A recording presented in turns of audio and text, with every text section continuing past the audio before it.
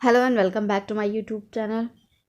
आज हम बात करने वाले हैं टीचर एजुकेशन पेपर की फर्स्ट यूनिट से तीसरा टॉपिक, जो कि है recommendation of various commission and committees on teacher education. Video के एंड तक ज़रूर देखिएगा। वीडियो के एंड में मैंने बताया है कि इस टॉपिक से रिलेटेड किस तरह के क्वेश्चन आते हैं और उन्हें किस तरह से प्रेजेंट आपको करना है। वीडियो में आगे बढ़ने से पहले अगर आपने अभी तक मेरे चैनल को सब्सक्राइब नहीं किया है तो प्लीज़ मेरे चैनल को सब्सक्राइब कर लीजिए, मेरी वीडियो को लाइक कर लीजिए। चलिए वीडियो को आगे बढ़ाते। अध्यापक शिक्षा के प्रमुख अभिकरण संस्थाएं। किसी भी लोकतांत्रिक देश का विकास वहाँ के शिक्षकों के स्तर पर निर्भर करता है। भारत की शिक्षा का इतिहास बहुत प्राचीन है, लेकिन अध्यापक शिक्षा अनेक अवस्थाओं को पार कर चुका है। परंतु स्वतंत्रता के बाद इसमें अधिक तेजी से विकास हुआ। अनेक आयोग एवं समितियां गठित की गई और इन समितियों के द्वारा अनेक सुझाव दिए गए। आज अनेक स्तरों को पार कर अध्यापक शिक्षा में महत्वपूर्ण सुधारात्मक प्रयास हुआ। राष्ट्रीय अध्यापक शिक्षा परिषद का गठन वर्ष 1973 में किया गया। केंद्र तथा राज्य सरकारों को भूमिका स्पष्ट की गई। इस प्रकार अध्यापक शिक्षा के साधनों का विभाजन प्रमुख रूप से दो स्तरों पर किया जाता है। पहला राष्ट्रीय स्तर तथा दूसरा राज्य स्तरीय अभिकरण। तो क्या है, किसी भी लोकतांत्रिक देश का विकास क्या होता है, वहाँ के शिक्षकों के स्तर पर निर्भर करता है या वहाँ की शिक्षा व्यवस्था पर निर्भर करता है। भारत का शिक्षा का इतिहास बहुत ही प्राचीन है, लेकिन अध्यापक शिक्षा क्या है, प्राचीन अगर अभी हम परिप्रेक्ष्य की बात करें तो अध्यापक शिक्षा के संबंध में इतने साक्ष्य नहीं मिलेंगे जो कि ब्रिटिश काल के आने के बाद मिले, क्योंकि ब्रिटिश काल के आने के बाद ही अध्यापक शिक्षा का प्रचार प्रसार हुआ। अध्यापक शिक्षा एक उभरते हुए विषय के रूप में आया। परंतु जब स्वतंत्रता देश में आंदोलन प्रारंभ हुआ और स्वतंत्रता संग्राम के पश्चात जब नई सरकार आई तो स्वतंत्रता के बाद इसमें अधिक तेजी से विकास हुआ और नए नए आयोग समितियां गठित की गई। तो इन समितियों के द्वारा क्या किया गया कि अलग अलग तरह के सुझाव दिए गए। कुछ का सुझाव अपना लिया गया, कुछ का सुझाव नहीं अपनाया गया। और क्या है, आज अनेक स्तरों को पार कर अध्यापक शिक्षा एक महत्वपूर्ण सुधारात्मक प्रयास हुआ है। राष्ट्रीय अध्यापक शिक्षा परिषद का गठन 1973 में किया गया, जो कि अध्यापक शिक्षा में सुधार लाने के लिए किया गया था। केंद्र तथा राज्य सरकार की भूमिका स्पष्ट हो गई। इस प्रकार अध्यापक शिक्षा के साधनों का विभाजन प्रमुख दो रूप से हुआ, पहला राष्ट्रीय स्तर तथा राज्य स्तर। तो हम ये कह सकते हैं कि ये अभिकरण तथा संस्थाएं दो प्रकार की होती है, एक राष्ट्रीय स्तर पर जो संचालित की जाती है, दूसरा राज्य स्तर पर। राष्ट्रीय स्तर पर जो होती है उनका कार्य राज्य स्तरों पर सुधार लाना, और जो राज्य स्तर पर होती है उनका कार्य राज्य स्तरीय संस्थाओं के संबंध में फैसले लेना या सुधार लाना है। तो बात कर लेते हैं राष्ट्रीय स्तर के अभिकरण के बारे में। राष्ट्रीय स्तर के अभिकरण के बारे में यदि हम बात करते हैं तो सबसे पहले नाम आता है यूजीसी का, यानी विश्वविद्यालय अनुदान आयोग थी। इस आयोग का गठन 26 दिसंबर 1953 में किया गया, परंतु भारत सरकार ने इसे वर्ष 1956 में स्वायत्त प्रदान की। इसका अध्यक्ष तथा उपाध्यक्ष होता है। इसके प्रमुख कार्य निम्नलिखित है। अध्यापक शिक्षा विकास तथा संचालन हेतु आर्थिक सहायता प्रदान करता है, विद्यालयों की आर्थिक सहायता में आवश्यकता को जानता है और उन्हें आर्थिक सहायता प्रदान करता है।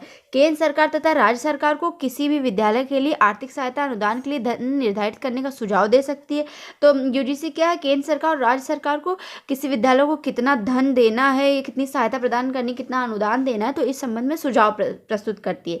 एक नए विश्वविद्यालय की स्थापना के लिए राज्य सरकार को परामर्श देती है और 5 वर्ष के संचालन का संपूर्ण व्यय वहन करती है। यदि जब किसी नए विश्वविद्यालय की स्थापना होती है तो राज्य सरकार को उस संबंध में बहुत सारे परामर्श देती है और उसके 5 वर्षों का संचालन और संपूर्ण व्यय भी स्वयं वहन करती है। देश की उच्च शिक्षा के विकास हेतु जो वांछित कार्य उन्हें पूरा करना होता है। तो क्या है कि यूजीसी उच्च शिक्षा या हायर एजुकेशन में बहुत ही ज़्यादा महत्वपूर्ण भूमिका निभाती है। जैसे कि नाम ही है विश्वविद्यालय अनुदान आयोग, तो ये क्या है, यूनिवर्सिटीज और कॉलेजेस को अनुदान प्रदान करती है। अनुदान मतलब स्वायत्त रूप से सहायता प्रदान करती है। अब बात करते हैं राष्ट्रीय शैक्षिक अनुसंधान एवं प्रशिक्षण परिषद, जो कि है एनसीईआरटी। इस परिषद की स्थापना वर्ष 1961 में की गई थी। इसके प्रकार 4 क्षेत्रीय महाविद्यालय अजमेर, मैसूर, भुवनेश्वर तथा भोपाल में है। इसका मुख्यालय दिल्ली में है, जिसके कई विभाग है। इसमें केंद्र भी स्थापित किए गए हैं। इस परिषद के कार्य निम्नलिखित है। राष्ट्रीय शिक्षा संस्थान और क्षेत्रीय महाविद्यालय का संचालन एवं प्रशासन करती है। प्राथमिक और माध्यमिक स्तर की शिक्षा के सुधार हेतु शोध कार्य और शोध कार्यों को अनुदान देती है। सेवारत अध्यापक और पूर्व सेवा अध्यापकों को नेतृत्व प्रदान करती है, नवीन परिवर्तनों तथा आयामों से अवगत कराती है और प्रशिक्षण देती है। प्राथमिक और माध्यमिक स्तर की शिक्षा संबंधी समस्याओं हेतु शोध कार्यों के लिए अधिक सहायता भी दी जाती है। तो एनसीईआरटी क्या करती है कि एलिमेंट्री और सेकेंडरी लेवल पे कार्य करती है, और यूजीसी क्या हायर लेवल पे कार्य करती है। वो क्या विश्वविद्यालयों को परामर्श देती है, ये सेवारत अध्यापक और पूर्व सेवा अध्यापकों को नेतृत्व देती है, उन्हें लीडरशिप करती है और विभिन्न प्रकार की सहायता प्रदान करती है, शोध कार्यों के लिए अधिक सहायता देती है, और माध्यमिक स्तर पर क्या है अनुदान प्रदान करती है। राष्ट्रीय अध्यापक शिक्षा परिषद NCTE, इससे संबंधित भी वीडियो मेरे चैनल पे अपलोडेड है। अगर वीडियो अभी तक आपने नहीं देखी है तो लिंक डिस्क्रिप्शन बॉक्स में है, जाकर वीडियो देख लीजिए। और अध्यापक शिक्षा से संबंधित वीडियो भी मेरे चैनल पे अपलोडेड है। तो बात कर लेते हैं राष्ट्रीय अध्यापक शिक्षा परिषद। इस परिषद के निम्नलिखित कार्य भारत सरकार के शिक्षा मंत्रालय द्वारा मई 1973 में राष्ट्रीय अध्यापक शिक्षा परिषद की स्थापना की गई है।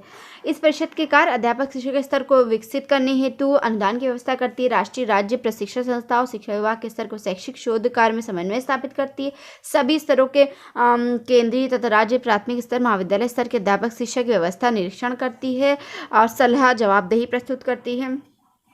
वीडियो में आगे बढ़ने से पहले हम आपको बता दें कि ये सारे जो भी संस्थाएं या अभिकरण है ये एग्ज़ाम में ज़्यादातर टिप्पणी के रूप में आते हैं, तो बहुत ही ध्यान से इनका कंसेप्ट समझने की कोशिश कीजिएगा और इनके नाम को बहुत ही अच्छे से याद रखिए। बहुत ही इम्पॉर्टेंट है ये अभिकरण, हर बार एग्ज़ाम में ज़रूर से ज़रूर आते हैं, चाहे इनमें से किन्हीं दो को पूछा जाए, चाहे राष्ट्रीय स्तर पर पूछा जाए, चाहे राज्य स्तर पर पूछा जाए, चाहे टिप्पणी के रूप में ही क्यों ना दिया जाए, परंतु इससे संबंधित प्रश्न आते हैं, जिसमें कि NCERT तथा NCTE UGC सबसे ज़्यादा इम्पॉर्टेंट हैं। तो मेरी वीडियो को पूरा देखा करिए। मैं वीडियो को बीच बीच में अलग अलग तरह की टिप्स एंड ट्रिक्स देती हूँ। आपने मेरे चैनल को सब्सक्राइब नहीं किया तो प्लीज़ कर लीजिए, जिससे कि हमें मोटिवेशन मिलता रहे और हम इस तरह की और वीडियो ला सकें। तो चलिए वीडियो में आगे बढ़ते हैं। नेक्स्ट है NIEPA यानी राष्ट्रीय शिक्षा नियोजन एवं प्रशासन संस्थान। इस संस्थान का शैक्षिक राष्ट्रीय प्रणाली में महत्वपूर्ण स्थान है। शैक्षिक नियोजन एवं प्रशासन के क्षेत्र में व्यापक रूप में विकास एवं प्रशिक्षण का कार्य किया है। इस संस्थान के प्रमुख कार्य इस प्रकार है। शिक्षा नियोजन एवं प्रशासन के क्षेत्र में अंतर्गत राज्य स्तर तथा क्षेत्रीय स्तर पर क्षमता का विकास करना, जिससे अपने अपने स्तर पर शिक्षा नियोजन एवं प्रशासन सफलतापूर्वक कर सके। तो ये क्या है कि विभिन्न स्तरों पर राज्य स्तर पर, क्षेत्रीय स्तर पर नियोजन और प्रशासन के लिए सुझाव प्रस्तुत करती है। नियोजन एवं प्रशासन के क्षेत्र के नवीन परिवर्तनों तथा आयामों का विचार एवं प्रसार करती है। शिक्षा नियोजन एवं प्रशासन के क्षेत्र में केंद्रीय स्तर तथा राज्य स्तर की सरकारों को परामर्श सेवाओं की सुविधा देती है। ADD अंतर्राष्ट्रीय स्तर पर अन्य देशों के साथ संपर्क स्थापित करना। शैक्षिक नियोजन एवं प्रशासन के क्षेत्र में प्रशिक्षण की व्यवस्था करना, जिससे प्रशासकों की क्षमताओं का विकास एवं सुधार किया जा सके। शिक्षा नियोजन एवं प्रशासन के क्षेत्र में समस्याओं के समाधान हेतु प्रोत्साहित करना, सेमिनार तथा कार्यशालाओं की व्यवस्था करना। तो बेसिकली इसका कार्य क्या है? समिति का कार्य शैक्षिक नियोजन एवं प्रशासन प्रदान करना है। अब बात करते हैं उच्च अध्ययन शिक्षा केंद्र। ये भी एक बहुत ही इम्पॉर्टेंट टॉपिक है, इससे भी रिलेटेड क्वेश्चन ज़रूर आते हैं। उच्च अध्ययन शिक्षा केंद्र सपतन MM विश्वविद्यालय बड़ौदा गुजरात में इस प्रकार के केंद्र की स्थापना की गई। MB बुच इसके निदेशक नियुक्त किए गए थे। कुरुक्षेत्र विश्वविद्यालय में भी विश्वविद्यालय अनुदान आयोग ने उच्च अध्ययन केंद्र को मान्यता तथा अनुदान दिया। यह केंद्र अनुदान आयोग के निर्देशन में कार्य करता है। तो यह क्या है? UGC के अंडर वर्क करता है, CACE। इस केंद्र के कार्य सामाजिक विकास हेतु विभिन्न प्रकार के कार्यों का विस्तार करना तथा उन्हें बढ़ावा देना। राष्ट्रीय शैक्षिक अनुसंधान एवं प्रशिक्षण परिषद द्वारा राष्ट्रीय अध्यापक शिक्षा परिषद के सहयोग से प्रशिक्षण पाठ्यक्रमों तथा प्रसार कार्यों की व्यवस्था करती है। NCTE और NCERT के सहयोग से पाठ्यक्रम और प्रसार कार्यों की व्यवस्था करती है। सरकारी शोध को बढ़ावा देती है, रिसर्च डिसर्टेशंस वगैरह को ये बढ़ावा देती है। शिक्षकों तथा शिक्षा नियोजन के लिए मूल्यवान सूचनाओं का प्रकाशन करती है। राष्ट्रीय तथा राज्य स्तर पर अध्यापकों को शोध करने के लिए प्रोत्साहित करती है, यानी रिसर्च करने के लिए प्रोत्साहित करती है। राष्ट्रीय सामाजिक विज्ञान अनुसंधान परिषद के बारे में, जो कि है CCR, ये भी बहुत ही इंपॉर्टेंट है। इस परिषद की स्थापना 1 अगस्त 1959 में दिल्ली में की गई थी। इस परिषद की स्थापना योजना के द्वारा नियुक्त समिति के सुझाव पर की गई। इस परिषद के निम्नलिखित कार्य हैं। सामाजिक विषयों के शोध कार्य हेतु संस्थाओं को अनुदान देना तथा व्यक्तिगत शोध में वित्तीय सहायता प्रदान करना, सामाजिक विज्ञान विषय के शोध कार्यों की समीक्षा करना तथा उनके प्रयोग हेतु सरकार को परामर्श प्रदान करना, शोध के नए क्षेत्रों में संबंध में जानकारी देना जिससे सामाजिक विषयों को शोध कार्य का विकास हो सके, शोध कार्य को प्रशासन हेतु आर्थिक सहायता प्रदान करना, सामाजिक विज्ञान संबंधी सभी कार्यों की प्रक्रियाओं हेतु अपना परामर्श देना। तो ये थी राष्ट्रीय स्तर पर कुछ समितियां जिनके बारे में हमने बात की। अब बात करते हैं राज्य स्तर पर अभिकरण के बारे में। राज्य स्तरीय अभिकरण में सबसे पहले आता है राज्य अध्यापक शिक्षा बोर्ड यानी SBTE। सर्वप्रथम इस बोर्ड के गठन के लिए कोठारी आयोग ने वर्ष 1966 में सुझाव दिया था। इस कार्य के द्वारा राज्य स्तर के अध्यापक शिक्षा का समुचित विकास करना है और शिक्षा की व्यवस्था एवं प्रशासन राज्य द्वारा ही किया जाता है। इन बोर्डों की स्थापना हुई है। राज्य अध्यापक शिक्षा बोर्ड के निम्नलिखित कार्य हैं। पहला, संस्थानों को परामर्श की सुविधा व्यवस्था करना, प्रशिक्षण संस्थाओं के स्तर का निर्धारण करना, अध्यापक शिक्षा के पाठ्यक्रम, पाठ्य पुस्तकें, परीक्षा प्रणाली में सुधार करना, प्रशिक्षण संस्थाओं में प्रवेश हेतु मानदंडों का निर्धारण करना तथा प्रशिक्षण के बाद उनकी शिक्षण क्षमताओं की जांच करना, विश्वविद्यालय तथा राज्य की प्रशिक्षण संस्थाओं में सहयोग की भावना विकसित करना। बेसिकली राज्य अध्यापक शिक्षा बोर्ड क्या करता है कि अध्यापक शिक्षा से संबंधित पाठ्यक्रम फैसले करता है, चाहे वो पाठ्यक्रम हो, पाठ्य पुस्तकें हो, परीक्षा प्रणाली हो, उनकी जांच करना हो या फिर उनके प्रवेश संबंधी मानदंड हो, प्रशिक्षण संस्थाओं में सहयोग प्रदान करना, उनकी क्षमताओं को जांच करना आदि सारे कार्य अध्यापक शिक्षा बोर्ड द्वारा किया जाता है। जिला शिक्षा एवं प्रशिक्षण संस्थान यानी डायट, ये भी बहुत ही इम्पोर्टेंट है। इससे संबंधित भी क्वेश्चंस आते हैं एग्जाम में, चाहे वो टिप्पणी के रूप में हो या फिर राज्य स्तरीय अभिकरण के रूप में हो।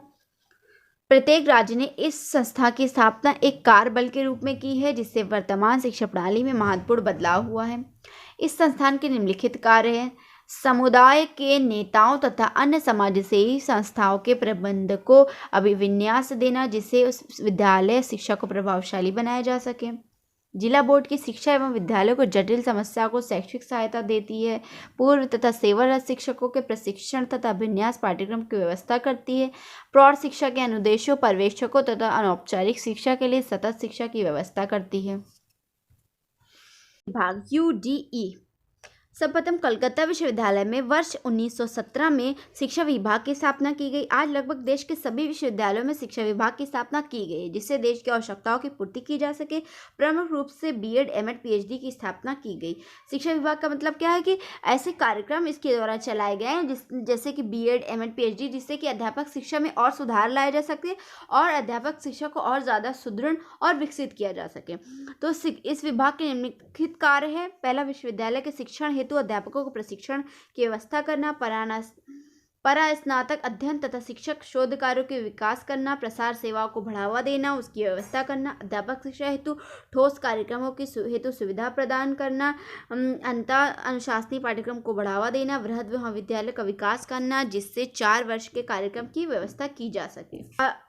सतत अध्यापक शिक्षा केंद्र CTEC। अध्यापक शिक्षा तथा अध्यापकों के कार्यों में अलगाव पाया जाता है। शिक्षा के प्रत्येक पथ में विकास से परिवर्तन होता रहता है। इन नवीन परिवर्तनों का लाभ तभी संभव हो सकता है जब विद्यालय के अध्यापकों को पूर्ण ज्ञान हो क्योंकि इन परिवर्तनों की व्यवहारिकता तथा उपदेयता कक्षा शिक्षक पर ही निर्भर करती है। CTEC भी बहुत इम्पोर्टेंट है। दूरवर्ती अध्यापक शिक्षा DET, ये भी बहुत ही इम्पॉर्टेंट है। इस प्रकार के पत्राचार पाठ्यक्रमों की व्यवस्था सेवारत अध्यापकों के लिए की गई है। पत्राचार पाठ्यक्रमों की प्रमुख विशेषताएं निम्नलिखित है। पाठों की रचना इस प्रकार की जाती है कि छात्रों को स्वयं अध्ययन में प्रोत्साहन मिलता है और नवीन ज्ञान प्राप्त होता है। पाठों की रचना एवं उनकी जांच विषय के विशेषज्ञों द्वारा की जाती है। पत्राचार पाठ्यक्रम का कम खर्चीला होता है। अध्यापक शिक्षा हेतु उत्तम, सरल तथा मितव्ययी साधन है। पत्राचार यानी दूरवर्ती का मतलब है डिस्टेंस लर्निंग। जो ऐसे बहुत सारे स्टूडेंट हैं जो शिक्षण संस्थाओं तक नहीं जा सकते हैं तो उनके लिए ऐसी व्यवस्था की जाती है कि उन्हें घर में रहकर ही शिक्षण प्रदान किया जा सके। राष्ट्रीय अनुसंधान एवं प्रशिक्षण परिषद ने पत्राचार पाठ्यक्रमों की आवश्यकता में सुधार हेतु सुझाव दिया क्योंकि पत्राचार पाठ्यक्रमों के संचालन में कुछ दोष पाए जाते हैं जो इस प्रकार है। छात्रों के अध्ययन हेतु पाठ समय पर नहीं पहुंचता, गृह कार्य को अच्छी तरह से नहीं जांच किया जाता, इनकी गुणवत्ता नहीं होती है, पाठ सामग्री को अद्यतन नहीं किया जाता, संचालन अच्छी तरह से नहीं किया जाता इत्यादि दोष हैं। ग्रीष्मकालीन संस्थान STE महाविद्यालयों के अध्यापकों की भारत एसोसिएशन की 8वीं बैठक शिमला में जून 1965 में हुई थी। इस बैठक का मुख्य लक्ष्य अप्रशिक्षित अध्यापकों को प्रशिक्षित करना था। इस बैठक में निर्णय लिया गया कि सरकार पर दबाव बनाया जाए कि जिससे वर्ष 1975 तक सभी को ग्रीष्मकालीन संस्थान द्वारा प्रशिक्षित किया जा सके। इस योजना को निम्नलिखित विशेषताएं इस प्रकार थी। ग्रीष्मकालीन संस्थान की व्यवस्था द्वारा वे शिक्षक अपने विद्यालय में शिक्षण कार्य भी करते थे और ग्रीष्म के 2 माह में इन संस्थाओं में जाकर अध्ययन करते रहते थे।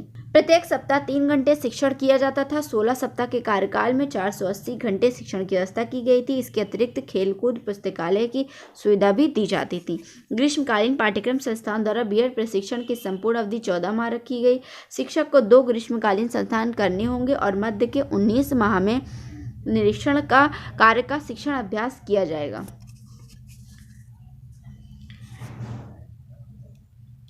शिक्षा महाविद्यालय CTE ये भी इम्पॉर्टेंट है, एग्जाम में इससे संबंधित टिप्पणी आती है। शिक्षा महाविद्यालय की भूमिका शैक्षिक परिवर्तन के महत्वपूर्ण मानी जाती है। पूर्व सेवा तथा सेवारत अध्यापक शिक्षा के विकास में इनका प्रमुख संस्थान है। माध्यमिक स्तर के लिए प्रभावी शिक्षकों को तैयार करना है। शिक्षा महाविद्यालय के प्रमुख कार्य इस प्रकार हैं। इन महाविद्यालयों द्वारा ऐसी योजना तैयार करना जिनके माध्यम से सेवारत अध्यापकों को छात्र शिक्षण के अभ्यास से प्रभावी शिक्षक बना सके।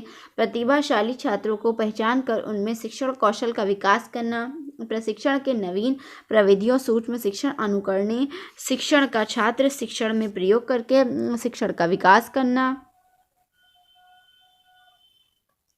शिक्षण अभ्यास के मूल्यांकन हेतु विभिन्न प्रकार की प्रविधियों का प्रयोग करना।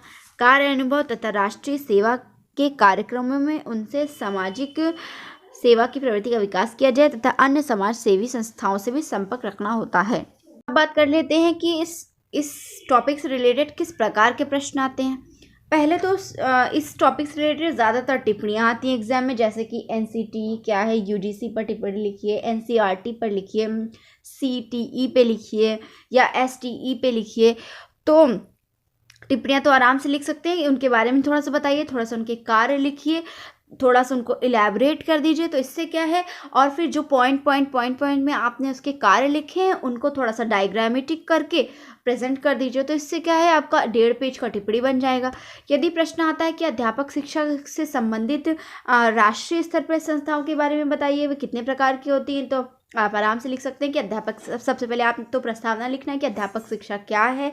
फिर ये लिखना है कि अध्यापक शिक्षा अभिकरण, जो कि ये है, आप चाहे तो स्क्रीनशॉट ले सकते हैं कि अध्यापक शिक्षा पूरा ये लिखना है, अध्यापक शिक्षा अभिकरण क्या है और किस लिए बनाई गई। फिर उसके बाद आप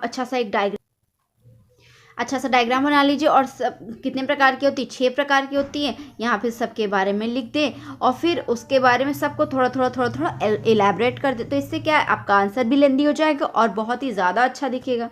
दूसरा क्या, इससे रिलेटेड ये भी क्वेश्चन आते हैं कि अध्यापक शिक्षा से संबंधित राज्य स्तर पर संस्थाओं के बारे में बताइए। तो वही राज्य स्तर संस्थाओं के बारे में भी वही करना है कि थोड़ा सा अध्यापक शिक्षा के बारे में लिखिए, उसके बाद बताइए कि अभिकरण और संस्थाएँ किस लिए बनाई जाती हैं। उसके पश्चात आप लिखिए कि अध्यापक शिक्षा संस्था राज्य स्तर पर इतने प्रकार की होती हैं, इतनी तरह की होती हैं, ये हैं, और फिर उसका डायग्राम बना दीजिए। फिर ये लिख दीजिए, जैसे ये 7 प्रकार के, तो 3, 4, 5, 6, 7 तरह की शिक्षण संस्थाएं हैं, सभी का नाम लिख दीजिए। मैंने तो यूं ही रफली डायग्राम बना दिया है, आप चाहे तो बहुत ही ज़्यादा अच्छे तरीके से एलेबोरेट कर सकते हैं। उसके बाद सभी के बारे में थोड़ा आप लिख दें, तो इससे क्या आंसर भी लेंदी हो जाएगा और देखने में भी बहुत अट्रैक्टिव लगेगा। और आंसर को एंड में, जब आपका पूरा पेपर हो जाए तो एंड में हाईलाइट करना ना भूलें और अपने आंसर क्वेश्चन को अपने क्वेश्चन पेपर से मिलाना ना भूलें कि कोई क्वेश्चन हमसे छूट तो नहीं गया है। हर क्वेश्चन के एंड के नीचे जहाँ पर क्वेश्चन एंड हो वहाँ पे 2-3 लाइन छोड़कर आप लाइन ज़रूर खींचें, ताकि एग्जामिनर को पता चले कि मतलब कि क्वेश्चन आंसर एंड हो चुका है और दूसरे क्वेश्चन का आंसर आप दूसरे पेज से करें। तो ये सब कुछ ऐसी ट्रिक्स हैं जो एग्ज़ाम में अच्छे नंबर दिलाने में बहुत सहायता करती हैं। तो आशा करती हूँ आपको हमारी आज की वीडियो पसंद आई होगी। अगर वीडियो अच्छी लगे तो मेरे चैनल को सब्सक्राइब करिए, मेरी वीडियो को लाइक करिए, ताकि और हमें मोटिवेट करते रहिए, जिससे कि हम इसी तरह के और कंटेंट लाने में सफल हो सकें। तो मिलते हैं अगले टॉपिक के लिए, जो कि हमारा अगला टॉपिक है, इसी पेपर से हमारा 3rd टॉपिक है। इसी पेपर से यूनिट सेकेंड का है pre service teacher education needs objectives and scope. तो तब तक बने रहिए मेरे साथ। Till then take care.